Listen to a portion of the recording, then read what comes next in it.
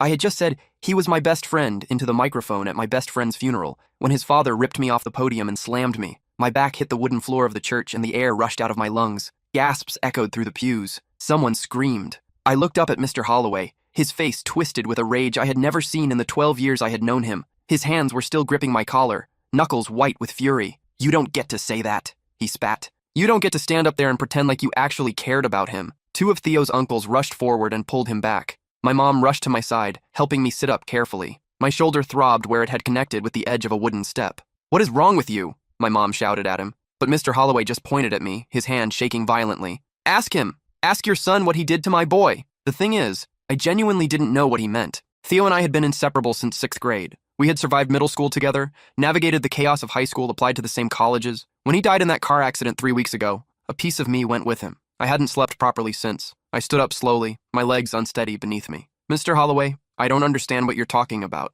"The money," he said, his voice breaking now. "Theo's college fund. The account he asked you to help him manage last spring." My stomach dropped. 6 months ago, Theo had asked me to help him set up an investment account. He wanted to grow his savings before freshman year started. I had some experience from helping my dad with his small portfolio, so I agreed. We opened a joint account so I could make trades on his behalf whenever he asked. "I never took anything," I said. "Every penny is still there. I can show you the statements right now." Mr. Holloway laughed, but it was hollow and terrible. "The account is empty, transferred out 2 days before he died, and the only other person with access was you." The room started spinning. I grabbed the edge of a pew to steady myself. "That's impossible," I whispered. But even as I said it, my mind was racing. 2 days before Theo died, he had texted me something strange. Just 3 words: "I'm sorry, brother." I had assumed he was being dramatic about some argument we'd had over a video game. I had texted back a laughing emoji and went to sleep. He died the next morning on his way to school. "I didn't transfer anything," I said, looking around at all the faces staring at me. Some looked sympathetic, others looked uncertain, a few looked completely disgusted.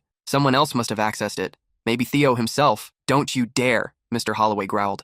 "Don't you dare blame my son for this." My mom stepped in front of me protectively. "This isn't the place for this. We can sort this out later, with the proper authorities if needed." Mr. Holloway's wife finally reached him, pulling him toward a side door. He went, but not before locking eyes with me one last time. The accusation in his gaze burned into my memory. The funeral continued without me. I sat in the back with my mom, too stunned to process what had just happened. Theo's sister, Emery, delivered the rest of the eulogy in a trembling voice. She didn't look at me once. Afterward, I went home and immediately pulled up the account on my laptop. Mr. Holloway was right. The balance was 0. A single transfer had moved everything, nearly $14,000, to an external account I didn't recognize. But the authorization came from my login credentials. My hands were trembling as I scrolled through the activity log. The transfer happened at 3:47 a.m. I had been asleep. My phone had been charging on my nightstand. And yet, according to every digital record, I had done this. Then I noticed something else. A small note attached to the transfer, visible only in the detailed transaction history. It read, "For Bellamy, she'll explain everything." I didn't know anyone named Bellamy, but apparently, Theo did. I sat at my desk for what felt like hours, staring at that name, Bellamy. The cursor blinked at me from the search bar, waiting. Outside my window, the autumn sun was setting, casting long orange shadows across my bedroom floor. I could hear my mom downstairs talking on the phone in hushed tones, probably to my dad. They'd been divorced for 6 years, but they still called each other when things got serious. Getting publicly accused of theft at your best friend's funeral definitely qualified as serious. I typed Bellamy into every social media platform I could think of. Instagram, Facebook, TikTok. Nothing connected to Theo came up. I tried searching his followers list, his following list, his tagged photos. No Bellamy anywhere. My phone buzzed. A text from my friend Derek. "Dude, what the hell happened today? Are you okay?" I didn't know how to answer that. I wasn't okay. My best friend was dead. His family thought I was a thief, and I was chasing a ghost named Bellamy. I left Derek on red and went back to searching. Around 9 o'clock, my mom knocked on my door and came in with a plate of food I hadn't asked for. Grilled cheese and tomato soup. The meal she always made when I was sick as a kid. "You need to eat something," she said, setting it on my desk. "I'm not hungry." She sat down on the edge of my bed and looked at me with that expression parents get when they're trying to decide how honest to be with you. "I talked to your father. He thinks we should get a lawyer, just in case." "In case of what?" "I didn't do anything. I know that. But the Holloways are grieving, and grieving people sometimes do things they wouldn't normally do. If they decide to pursue this legally, then I'll show them the evidence. Theo transferred his own money. I just have to figure out why." My mom was quiet for a moment. "Who's Bellamy?" I looked at her, surprised. "How do you know about that?" "You've been muttering it under your breath for the last hour. These walls aren't that thick." I turned my laptop toward her so she could see the transaction note. She read it twice, her brow furrowing. "And you have no idea who this is?" "None. Theo never mentioned anyone by that name. Not once in 6 years." My mom reached over and squeezed my hand. "Maybe it's time to get some sleep. You can figure this out tomorrow." But I knew I wouldn't sleep. Not until I understood what Theo had been hiding from me. The next morning, I drove to school for the first time since the accident. I had missed 3 weeks already, and my teachers had been understanding about it, but finals were approaching, and I couldn't afford to fall further behind. At least, that's what I told myself. The truth was that I needed to be somewhere other than my bedroom, somewhere I might find answers. The parking lot was already half full when I arrived. A few people stared at me as I walked toward the building. Word had clearly spread about what happened at the funeral. In a town this size, gossip traveled faster than light. I made it to my locker without incident, but when I turned around, Derek was standing there. He was a tall guy, almost 6'4", with a permanent look of mild confusion that masked a surprisingly sharp mind. We'd been friends since freshman year, when we got paired together for a biology project and discovered a shared obsession with terrible horror movies. "Hey," he said, "you look like hell." "Thanks. Seriously, though. Are you all right? I heard about what Mr. Holloway did." I leaned against my locker. "Did you also hear what he accused me of?" Derek nodded slowly. "Yeah, but I don't believe it. You're not a thief, Nolan. Everyone who knows you knows that." It was strange how much those words meant to me in that moment. I hadn't realized how badly I needed someone to say them out loud. "Do you know anyone named Bellamy?" I asked. Derek thought about it. "Bellamy? Like, a first name or a last name?" "I don't know. Could be either. Doesn't ring a bell." "Why?" I hesitated. Part of me wanted to keep this information private,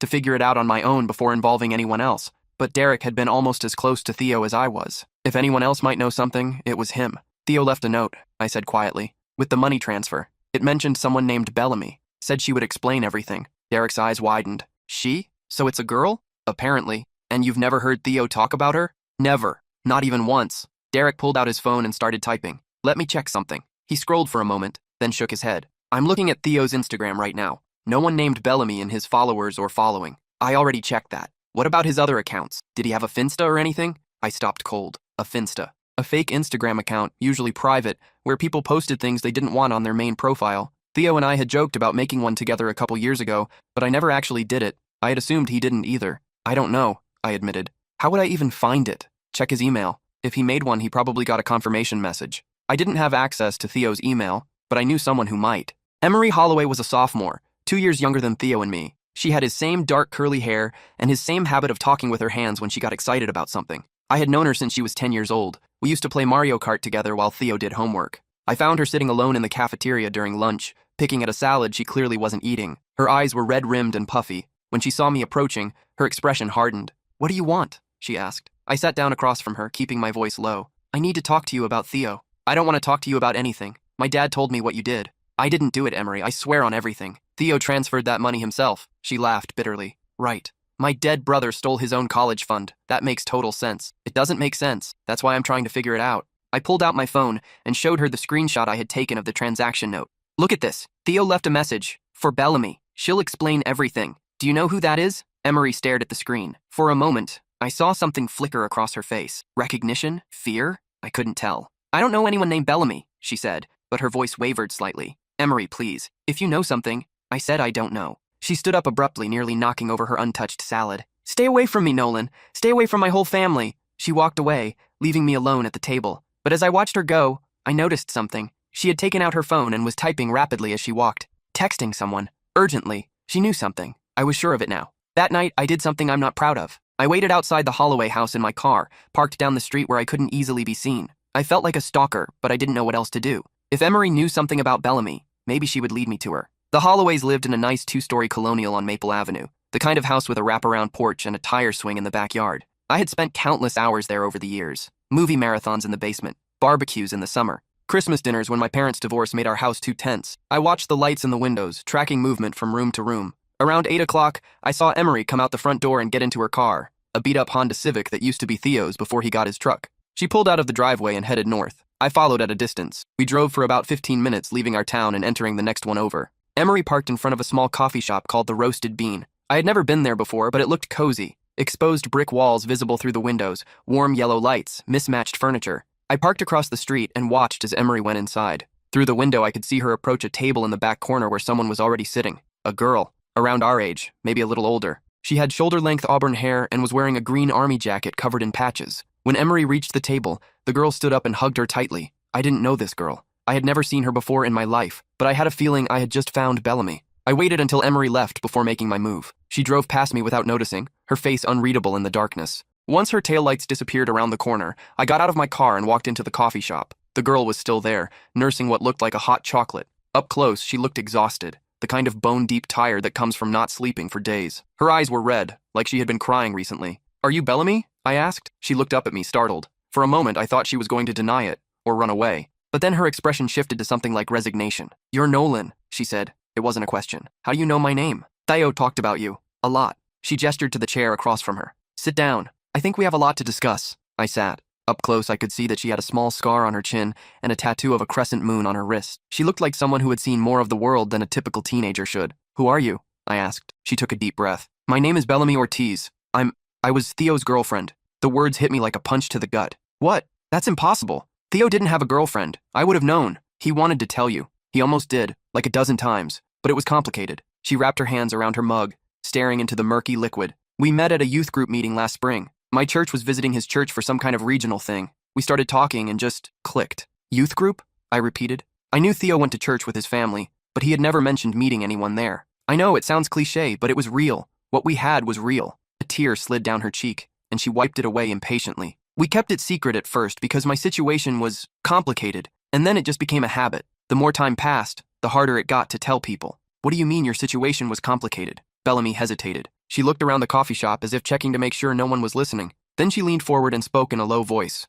"I'm emancipated. I left home when I was 16 because my stepdad was, let's just say it wasn't a safe place to be. I've been living on my own ever since, working, going to school when I can, trying to figure out my life." I stared at her. "You're emancipated? At 17? 18 now. But yeah." She shrugged like it was no big deal, but I could see the weight behind her eyes. "I've been supporting myself for almost 2 years. It's not easy, but it beats the alternative." I was starting to understand now why Theo had kept this relationship secret, why he might have done something drastic without telling me. "The money," I said. "The $14,000. It was for you." Bellamy nodded slowly. "I didn't ask him for it. I want you to know that. I never asked him for anything. But 3 weeks ago I got evicted from my apartment. The landlord sold the building and gave us 30 days notice. I had nowhere to go, no savings, nothing. So Theo gave you his college fund. He transferred it to my account. Said it was a loan that I could pay him back whenever I was able to. He didn't want his parents to know because..." She trailed off, struggling to find the words. "Because they would have stopped him," I finished. "Because they would have judged me. Judged us." Theo said his dad had very specific ideas about who Theo should be with.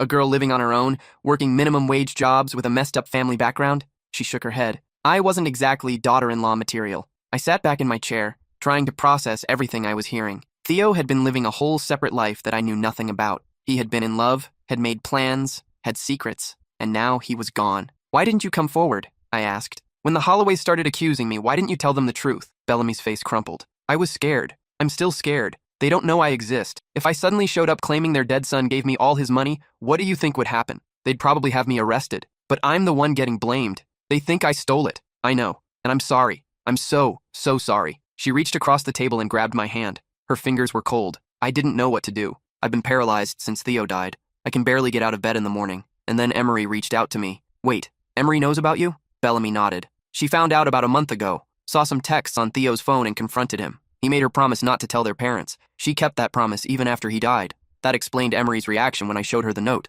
She hadn't just recognized the name. She had known exactly who Bellamy was and what the money was for. Why didn't Emery say anything? She could have cleared my name. Because she doesn't trust you. None of them do, apparently. And she was afraid that if she told the truth, I would get in trouble and Theo's secret would come out. She was trying to protect him, even now. Bellamy squeezed my hand. "But I can't let you take the fall for this. It's not right. Theo wouldn't want that. So what do we do?" Bellamy pulled her hand back and reached into her jacket pocket. She pulled out a folded piece of paper and slid it across the table to me. "This is a letter Theo wrote to his parents. He gave it to me the day before he died and asked me to hold on to it. He said if anything ever happened to him, I should make sure they got it." I unfolded the paper carefully. The handwriting was unmistakably Theo's. I had seen it on countless notes passed in class, on birthday cards, on the inside cover of the yearbook he had signed for me every year since 6th grade. "Mom and Dad, if you're reading this, something has gone wrong. I hope it never comes to that, but I want you to know the truth about some things I've kept from you. I'm in love with a girl named Bellamy Ortiz. We've been together for almost a year. I didn't tell you because I was afraid of how you'd react. Bellamy comes from a difficult background. She's been on her own since she was 16,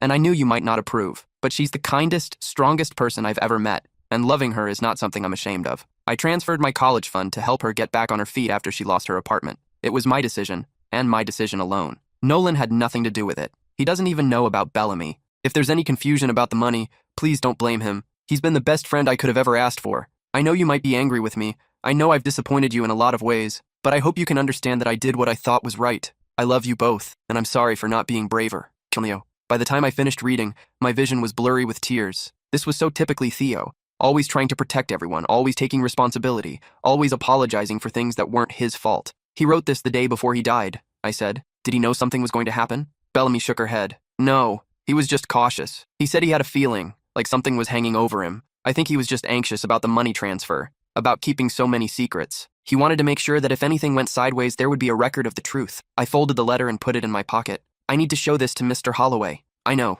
I'll go with you. It's time they learned the truth, even if they hate me for it. We agreed to go together the next day, after school. Bellamy needed time to prepare herself emotionally, and honestly, so did I. I drove home in a daze, my mind churning with everything I had learned. When I got home, my mom was waiting in the living room. She looked worried, more worried than usual, which was saying something given the last few weeks. Where have you been? She asked. I was doing research, looking into the Bellamy thing. Her expression softened slightly. Did you find anything? I hesitated. Part of me wanted to tell her everything, to unload the whole story, but something held me back. I wanted to see this through first, wanted to make sure I could actually clear my name before I got her hopes up. Maybe, I said. I'm still figuring it out. She studied me for a long moment. Your father called again. He's worried about you. I'm fine. You're not fine. None of this is fine. She crossed the room and pulled me into a hug. I resisted for a second, then let myself sink into it. My mom gave the best hugs, solid and warm, the kind that made you feel like maybe everything would actually be okay. It's going to work out, she said into my shoulder. Whatever this is, we'll figure it out together. Okay? Okay, I whispered. I went up to my room and lay on my bed, staring at the ceiling. Theo's letter was still in my pocket, pressing against my leg. I pulled it out and read it again, then a third time, then a fourth. Each time I found some new detail that broke my heart a little more. He's been the best friend I could have ever asked for. Had I been, though, Theo had been going through so much, falling in love, keeping secrets, worrying about his family's reaction, and I had been completely oblivious. Some best friend I was. I wondered what else I had missed. What other parts of his life had I been blind to? We had spent so much time together, talking about everything and nothing, and yet there was this whole dimension of his existence that I knew nothing about. It made me question everything. Every conversation we'd ever had, every memory we'd shared. Had he been hiding things even then? Or had the secrets only started when he met Bellamy? I didn't know. And now, I never would. The next morning, I found Emery waiting by my locker. Her arms were crossed and her jaw was set, but there was something different in her eyes, something softer. Bellamy told me you came to the coffee shop, she said. I followed you there. I'm sorry. I know that's creepy. It is creepy. But she almost smiled. Almost. She also told me you're going to show my parents Theo's letter. Yeah, this afternoon. Emery was quiet for a moment. When she spoke again, her voice was barely above a whisper. They're going to be so upset. Not just about the money, about everything, about Bellamy, about the secrets. They're going to feel like they didn't really know their own son. Maybe that's true, but they deserve to know the truth. And so does everyone else who thinks I stole that money. Emery nodded slowly. I know you're right. She broke off, blinking rapidly. I miss him so much, and I thought keeping his secret was a way of honoring him, of being loyal to him even after he was gone. I get it. I really do. I reached out and awkwardly patted her shoulder. We had never been particularly close. She was always just Theo's little sister, a background presence in our friendship. But grief has a way of creating bonds between unexpected people. I'll talk to my parents before you come over, she said. Prepare them a little. I don't want my dad to throw another punch. I'd appreciate that. She started to walk away, then turned back. Nolan, for what it's worth, I'm sorry. For not speaking up sooner. For letting you take the blame. I wanted to say it was okay, but I couldn't. It wasn't okay. It would probably never be okay. But I understood why she did it, and that was something. Let's just focus on fixing it, I said. I picked up Bellamy at 3 o'clock from her new apartment, a tiny studio above a dry cleaner's that she had managed to rent with Theo's money. It was sparse and a little dingy, but she had made an effort to make it feel like home. A few posters on the walls, some plants on the windowsill, a framed photo of her and Theo on the nightstand. I paused in front of the photo. They were at what looked like a county fair, standing in front of a Ferris wheel. Theo was wearing that ridiculous cowboy hat he'd bought as a joke and refused to throw away. Bellamy was laughing, her head thrown back, one hand on his chest. They looked so happy. That was the first time he told me he loved me, Bellamy said from behind me. On top of that Ferris wheel, I thought he was going to propose or something, and I almost had a heart attack. But it was just him being Theo. Dramatic. Over the top. Her voice cracked. Perfect. I set the photo down. You ready? She grabbed her jacket, the same green army jacket from the coffee shop, and nodded. Let's go face the firing squad. We drove to the Holloway house in relative silence. The radio played softly, some song I didn't recognize. Outside, the sky was gray and threatening rain. Appropriate weather for what we were about to do. Emery met us at the front door. She looked nervous, her hands twisting together in front of her. They're in the living room, she said. I told them you were coming, but I didn't tell them about Bellamy. I thought it would be better if she explained herself. Okay, I said. Here goes nothing. The Holloway living room was exactly as I remembered it. Comfortable and warm, with overstuffed couches and family photos covering every surface. Mr. and Mrs. Holloway were sitting on the main couch, their expressions guarded. Mr. Holloway's eyes went to me first, then to Bellamy, and his jaw tightened. "Who is this?" he demanded. Bellamy stepped forward. Her hands were shaking, but her voice was steady. "My name is Bellamy Ortiz. I was Theo's girlfriend." The silence that followed was deafening. Mrs. Holloway's hand flew to her mouth. Mr. Holloway just stared, his face cycling through confusion, disbelief, and something that might have been anger. "That's impossible," Mrs. Holloway said finally. "Theo never mentioned anyone named—" "He kept it secret," Bellamy said. "From everyone except Emery. He was afraid of how you would react." She glanced at Emery, who nodded supportively. "I know this is a lot to take in, and I know you have every reason not to trust me, but I have something you need to see." She took Theo's letter from my hand and crossed the room to where the Holloways sat. Mr. Holloway took it hesitantly, as if he was afraid it might burn him. "What is this?" "It's a letter Theo wrote. He gave it to me the day before he died. He wanted you to have it if anything ever happened to him." I watched the Holloways read the letter together. Mrs. Holloway started crying almost immediately, soft tears rolling down her cheeks. Mr. Holloway's expression went from skeptical to shocked to devastated, each emotion playing out in real time across his features. When they finished,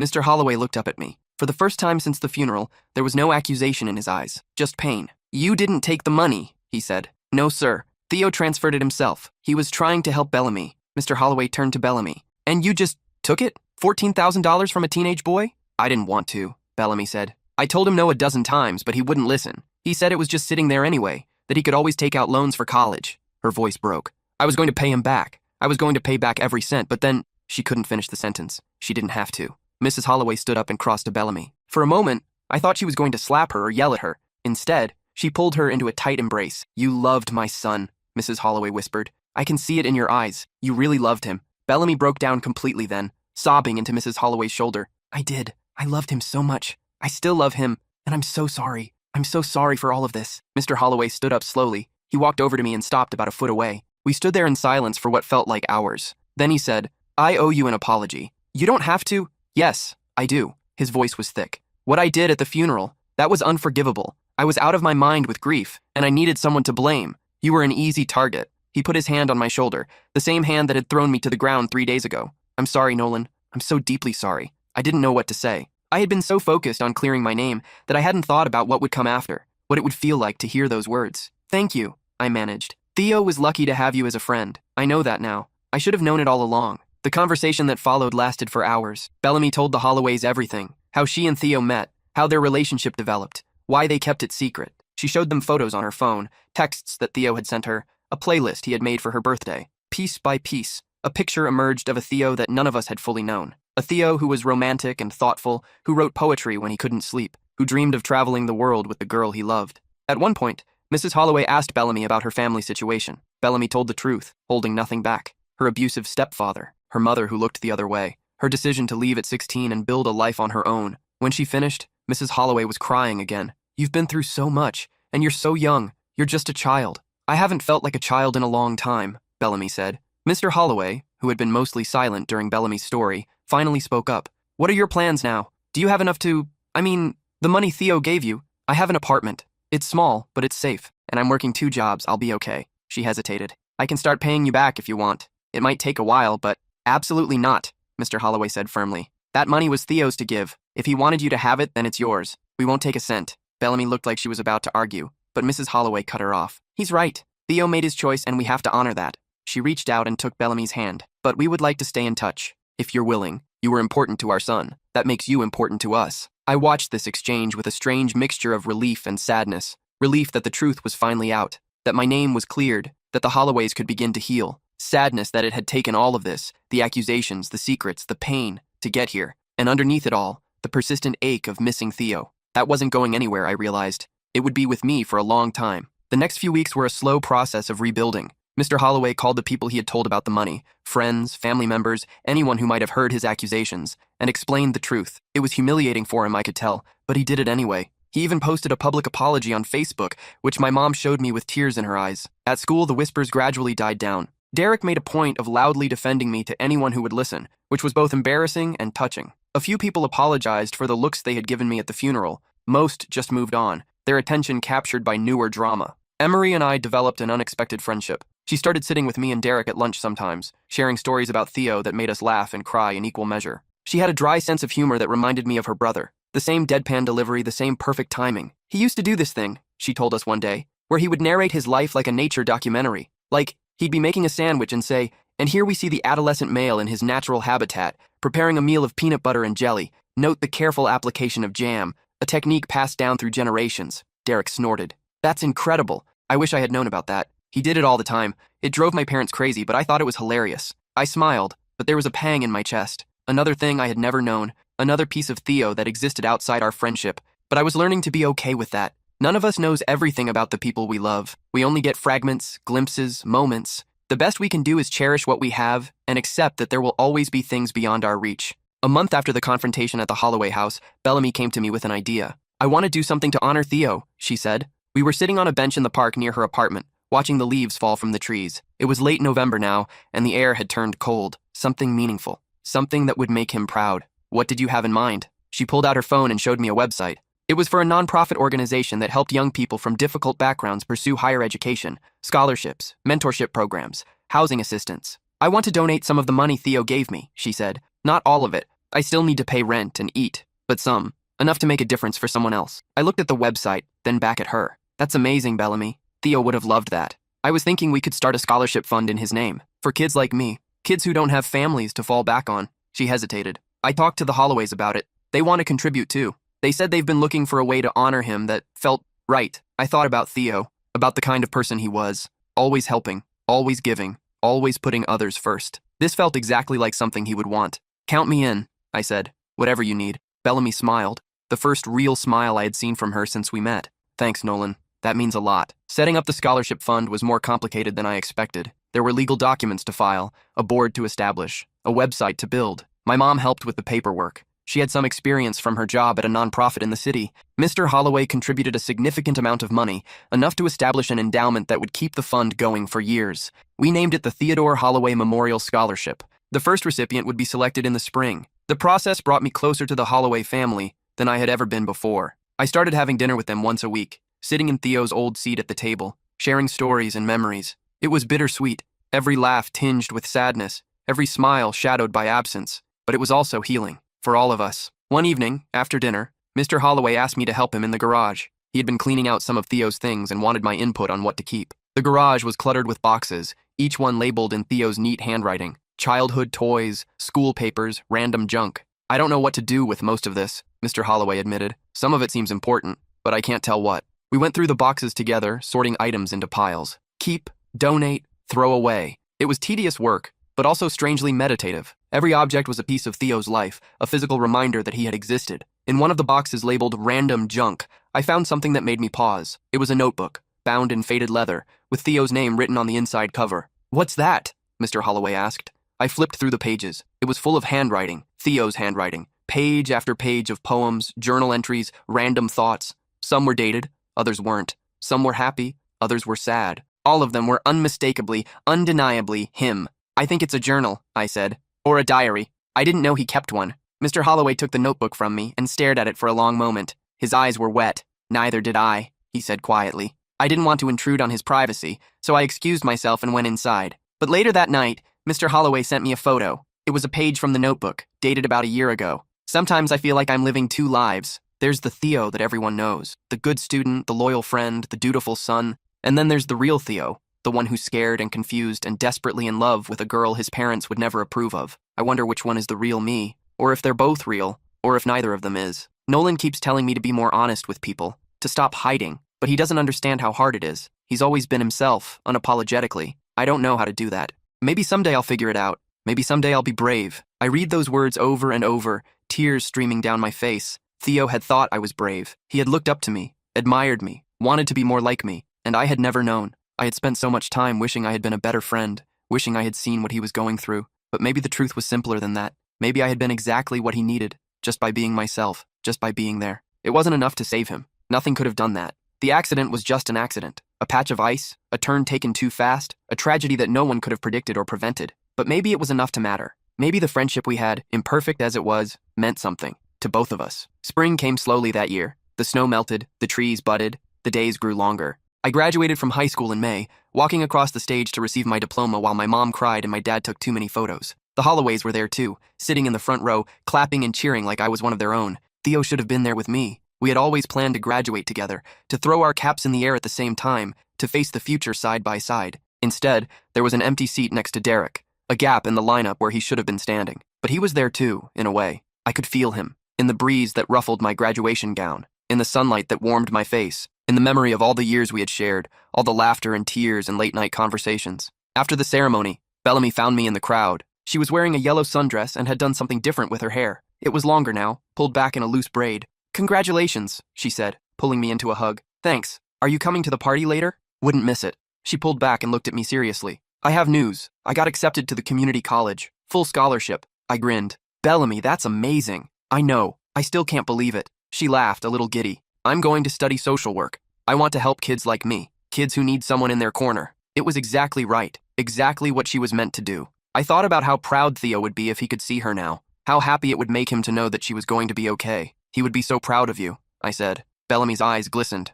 "I know. I feel him sometimes. Is that weird?" "No, I feel him too." We stood there for a moment, two people bound together by love and loss, by the memory of a boy who had changed both our lives. Then someone called my name, my mom probably, and the moment passed. "Go celebrate," Bellamy said. "You earned it." The summer before college was a blur of packing and goodbyes. I was heading to a state school about 4 hours away, the same one Theo and I had both gotten into, the one we had planned to attend together. It felt strange to be going alone, wrong, somehow. But I went anyway, because that's what Theo would have wanted, because giving up wasn't an option. On my last night at home, my mom sat on my bed while I finished packing. She looked older than I remembered, though I couldn't pinpoint exactly what had changed. Maybe just the weight of the year, the accumulation of worry and stress. "I'm going to miss you," she said. "I'll be back for Thanksgiving, and Christmas, and probably every other weekend, because I'll forget something important." She laughed. Probably true. I sat down next to her and leaned my head on her shoulder, the way I used to do when I was little. She put her arm around me and held on tight. "I'm proud of you," she said, "for everything you've done this year.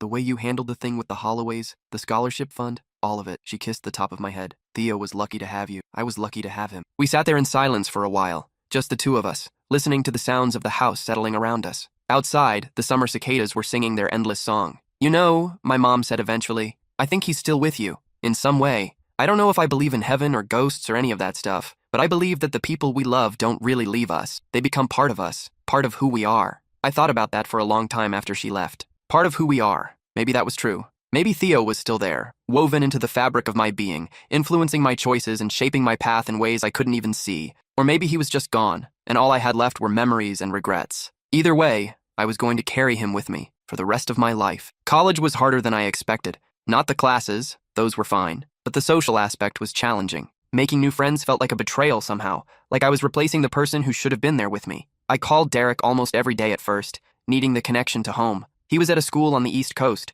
pursuing his dream of becoming an engineer. We complained about dining hall food and weird roommates and professors who assigned too much reading. It helped. A little. I also kept in touch with Bellamy. She texted me updates about her classes, about the job she'd gotten at a local shelter, about the apartment she was sharing with a roommate she'd met through the community college housing board. She seemed happy, settled, like she was finally building the life she deserved. "Theo would be proud," she texted me one night. "I can feel it." "I know," I replied. "He would be proud of both of us." It was true. I believed that. Most days. The first recipient of the Theodore Holloway Memorial Scholarship was announced in October. Her name was Renee, and she was a senior at a high school in the city. She had been in foster care since she was 12 and had worked her way to a 4.0 GPA despite moving between 6 different homes. She wanted to study medicine. The Holloways flew me out for the announcement ceremony. I sat in the front row with them and Bellamy and Emery, watching as Renee accepted the award with tears in her eyes. She gave a speech about resilience and gratitude and the importance of people who believe in you. When she mentioned Theo's name, I felt something shift in my chest. Not pain exactly. Something softer. Something like peace. This was his legacy. Not the money, not the scholarship, but this. The ripple effect of his kindness spreading outward, touching lives he would never know. Bellamy, Renee, whoever came next. It wasn't enough to bring him back. Nothing would ever be enough for that. But it was something, and something was better than nothing. I visited Theo's grave for the first time on the 1-year anniversary of his death. I had been avoiding it, if I'm being honest. The cemetery felt too final, too concrete. As long as I stayed away, I could pretend he was just somewhere else, traveling maybe, or too busy to call. But a year was long enough. It was time. The cemetery was quiet in the early morning light. A few other people walked among the headstones, lost in their own grief. I found Theo's plot near the back, under a tall oak tree whose leaves were just starting to turn. Theodore James Holloway, beloved son, brother, friend. He made the world brighter. I stood there for a long time, not saying anything. What was there to say? I had spent a year talking to him in my head, carrying on our friendship in the only way I still could. A few more words weren't going to change anything, but eventually, I spoke anyway. "Hey man, it's me, obviously." A bird chirped somewhere in the tree above me. I took that as encouragement. "So, a lot has happened since you left. The scholarship fund is going really well. We helped this girl named Renee. You would have loved her. She's fierce, like Bellamy. I paused, collecting my thoughts. Bellamy's doing great, by the way. She's in school now, studying social work. She's going to help so many people. I crouched down and touched the cool stone of the headstone. I miss you, every day. And I'm sorry I didn't know about all the stuff you were going through. I wish you had told me. I would have understood. I would have had your back, no matter what. The wind picked up, rustling the leaves above me. I imagined it was Theo's response. I know, brother. I know. Anyway, I should go. Got a class in a few hours. I stood up and brushed off my jeans. I'll come back soon. I promise. I walked away without looking back. It was easier that way. Life went on. That's what life does. I finished my freshman year with decent grades and a small group of friends I actually liked. Derek and I managed to see each other over winter break and picked up exactly where we had left off. The Holloways continued to treat me like family, inviting me to holidays and birthdays and random dinners whenever I was home. The scholarship fund grew, more donations came in, and we were able to help 2 students the second year,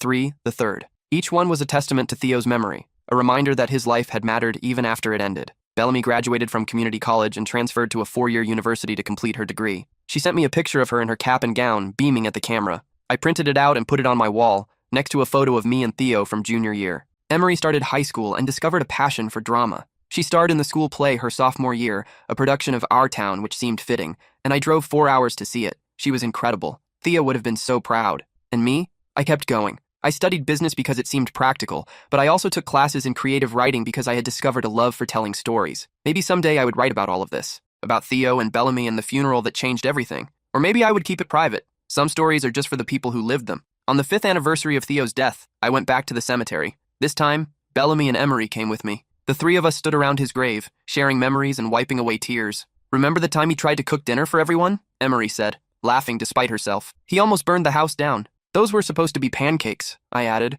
They looked like hockey pucks. Bellamy smiled. He was so proud of them, though. Made everyone take a bite. We stayed for about an hour, just talking, remembering. It was easier now, 5 years later. The pain had dulled to something more like a persistent ache. Always there, but manageable, livable. Before we left, I placed a small stone on top of the headstone. A Jewish tradition, I had learned, symbolizing that someone had visited and remembered. See you next year, buddy, I said, and I meant it. Life doesn't wrap up in neat little bows. That's one of the things I've learned. The Holloways never fully got over their son's death. How could they? But they found ways to keep living, to find joy in the moments they still had. Bellamy became a social worker, just like she planned, and spent her career fighting for kids who had no one else in their corner. Emery graduated from college and became a teacher, shaping young minds the same way Theo had shaped hers. And me? I finished college, got a job, fell in love with a girl named Corinne who had a laugh like sunshine and a stubborn streak that rivaled my own. We got married in a small ceremony, and Derek was my best man, just like Theo should have been. I never stopped thinking about him. He was there in every major milestone, every quiet moment, every time I saw something he would have loved. He became part of me, just like my mom said he would, part of who I am. Sometimes late at night, I still talk to him. I tell him about my day, about Corinne, about the scholarship fund, and all the lives we've touched in his name. I don't know if he can hear me. I don't know if any of it matters, but it makes me feel less alone, and maybe that's enough. The last time I visited Theo's grave was on my 40th birthday. I was graying at the temples by then, with a teenage daughter who reminded me of Emery at that age, sharp and funny, and utterly impossible to argue with. I stood at the headstone, which had weathered over the years but still stood strong. The inscription was a little harder to read now, but I didn't need to read it. I knew it by heart. Hey man, I said. It's been a while. The cemetery was quiet, as always. A few birds sang in the trees. The sun was warm on my face. I brought you something. I reached into my pocket and pulled out a small photograph. It was the one of us from junior year, the same one I had kept on my wall through college and beyond. We were sitting on the hood of his truck, arms around each other's shoulders, grinning at the camera like we had the whole world figured out. I tucked the photo under the stone and stepped back. Corinne's good. The kid is driving me crazy, but in a good way. Work is work. You know how it is. I paused, struggling to find the words. I still miss you. Every day. That hasn't changed. The wind rustled through the leaves, and for a moment I could almost hear his voice. I miss you too, brother. I smiled, even as tears pricked at my eyes. Yeah, well, you're stuck with me. Even now. I stayed for a while longer, just sitting with him. Then I got up, brushed off my pants, and headed back to my car. Life was waiting. It always was. And Theo, my best friend, my brother, the person who taught me what love and loyalty really meant, would be with me every step of the way.